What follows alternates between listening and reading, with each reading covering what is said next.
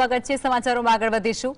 મહિલાઓની સુરક્ષાને લઈ અને પાટીદાર સમાજના અગ્રણી સંસ્થા સરદારધામના ટ્રસ્ટીએ મોટું નિવેદન આપ્યું છે અને કહ્યું છે કે દીકરીઓને કમરે રિવોલ્વર લટકતી હોવી જરૂરી છે।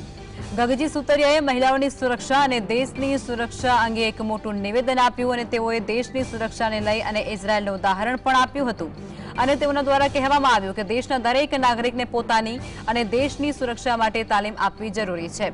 ઇઝરાયલમાં ફરજિયાત લશ્કરી સેવા અને નાગરિકોને આપતી સુરક્ષા તાલીમ આપવામાં આવે છે। તેમણે ભવિષ્યની સુરક્ષા પડકારોનો સામનો કરવા માટે નાગરિકો સજ્જ કરવા અને સ્વરક્ષણ માટે તૈયાર કરવા ખૂબ જરૂરી છે તેવું જણાવ્યું। એક વ્યક્તિ હું તો કહું છું નરેન્દ્રભાઈને કહેવાનો છું કે ઇઝરાયલની જેમ એક વ્યક્તિ ભારતની અંદર એને ડિફેન્સની ટ્રેનિંગ આપવામાં આવે। એક વ્યક્તિ પોતાનું રક્ષણ અને દેશનું રક્ષણ કરવા માટે આપણી સમાજની નહીં સમગ્ર દેશની દીકરીઓ બહાર શોપિંગમાં જતી હોય ને તો એને કમરે રિવોલ્વર લટકતી હોય છે। साहब हम जो कहत है वो 25 साल की एडवांस विजन की बात कर रहे हैं।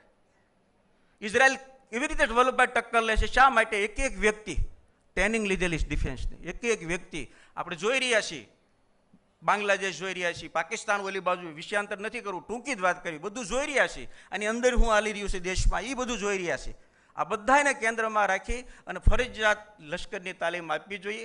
અહીંયા આપણી દીકરીઓને લાઠીની તાલીમ અને તલવારબાજીની તાલીમ આપવામાં આવે છે સ્વરક્ષણ માટે। સંવાદદાતા જતીન જોડાઈ ચૂક્યા છે ફોન લાઈન પર। જતીન, ગગજી સુતરિયા દ્વારા એક મોટું નિવેદન આપવામાં આવ્યું છે અને સીએમ પણ તે કાર્યક્રમમાં ઉપસ્થિત હતા। અનેક ચર્ચાઓ આ નિવેદન જગાવી રહ્યું છે, શું છે જાણકારી?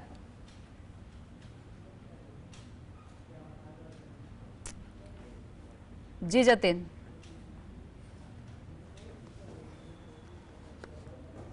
જી જતીન, લાગે છે સંપર્ક કપાઈ ગયો છે, ફરી અમે પ્રયાસ કરીશું તેમને જોડવાનો।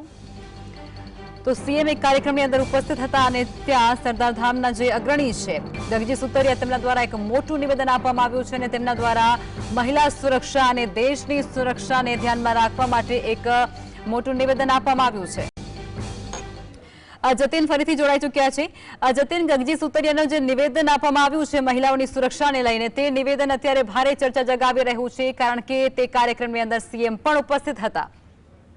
વહેલી સવારે સીએમ નો કાર્યક્રમ હતો સરદારધામ ખાતે। ત્યાં આગળ સરદારધામના પ્રમુખ ગગજી સુતરિયા દ્વારા નિવેદન જે છે તે આપવામાં આવ્યું હતું। ભારતના દરેક નાગરિકોને સુરક્ષાની તાલીમ જે છે તે આપવી જોઈએ। તેમાં જ કહ્યું હતું કે દેશની દીકરીઓ શોપિંગ માટે જતી હોય તેઓએ કમરે રિવોલ્વર ભરાઈ રાખવી જોઈએ। ગુજરાતની તમામ દીકરીઓ ભારતની તમામ દીકરીઓએ સરદારધામ ખાતે તાલીમ મેળવવી જોઈએ। યુપીએસસી કાર્યક્રમ નિવેદન આપ્યું હતું તેમાં તેઓએ જણાવ્યું હતું કે તમામ સમાજની બેન દીકરીઓએ રિવોલ્વર રાખવી જોઈએ, રિવોલ્વરનું લાયસન્સ લેવું જોઈએ અને ઇસ્લામની સુરક્ષા માટે થઈ આ પ્રકારની તાલીમ જે છે તે દરેક નાગરિકોએ લેવી જોઈએ। સાથેમાં તેમને કહ્યું કે ભારત સરકાર અને રાજ્ય સરકારે પણ આ પ્રકારની ટ્રેનિંગની સુવિધા કરવી જોઈએ જેથી કરીને તમામ દીકરીઓ ખુલ્લે બહાર ફરી શકે અને તમામ જે શોપિંગ ખરીદી કરવા માટે જતી હોય છે ત્યારે તે રિવોલ્વર જે છે તેમના કમરે રાખવી જોઈએ। ઇઝરાયલમાં દરેક વ્યક્તિને લશ્કરી તાલીમ જે છે તે આપવામાં આવતી હોય છે, તમામ નાગરિકો તાલીમ લેતા હોય છે। આ પ્રકારની તમામ તાલીમો અમદાવાદ, ગુજરાત તેમજ ભારત દેશની અંદર કરવામાં આવે તેવી માંગ જે છે તે પ્રમુખ દ્વારા કરવામાં આવી। જતીન, આ નિવેદન પરથી એવું સ્પષ્ટ થાય છે કે અહીં નારી શક્તિ જે છે તે અતિ સુરક્ષિત નથી અને તેને લઈ અને આવું નિવેદન આપવામાં આવ્યું છે। હવે આ નિવેદન બાદ જે તમામ સંરક્ષણ એજન્સીઓ છે તે અને પોલીસની કામગીરી આ બંને પર સવાલ ઉઠી રહ્યા છે, તેના વિશે શું કહેશો આપ? ખૂબ મહત્વની વાત છે કે જે પ્રમાણે મહિલાઓ પર થતા અત્યાચાર હોય, બલાત્કાર હોય કે કોઈ પણ પ્રકારના છેડતીના બનાવો બનતા હોય તેને લઈ મહિલાઓએ સશક્ત બનવું જોઈએ। મહિલાઓ પોતાની બરાબરી સમાજ સાથે કરી શકે, પોતે મહિલા સુરક્ષિત થાય।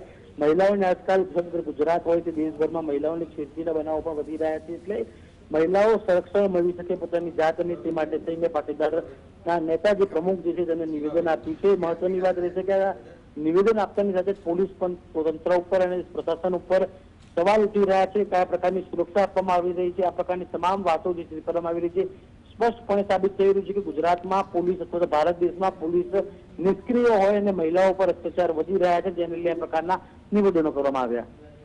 જતીન, આપ જોડાયા તે બદલ આપનો આભાર।